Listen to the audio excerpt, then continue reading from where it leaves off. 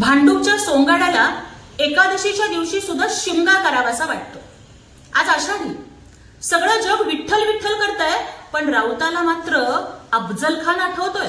त्याच्यावरूनच यांच्या मेंदूची सुंता झालीये हे कळून चुकतंय. राऊत, अरे तुला दाढी बघून आठवतोय अफजल खान, पण आम्हाला मात्र ठाण्याच्या दाढीत दिसतोय छत्रपती शिवरायांचा भगवा अभिमान. ही दाढी विठ्ठल रखुमाईच्या चरणाची सेवा करणाऱ्या वारकऱ्यांची ढाल आहे. लाडक्या बहिणीच्या साठी मायेची शाल आहे.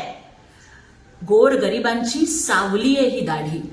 मुख्यमंत्री असताना सुद्धा मातीशी नाळ जोडून राहणाऱ्या शेतकऱ्याच्या पोराची ही स्वाभिमानी दाढी आहे. आणि तू मात्र माईक समोर रोजच लावतोयस फक्त काडी.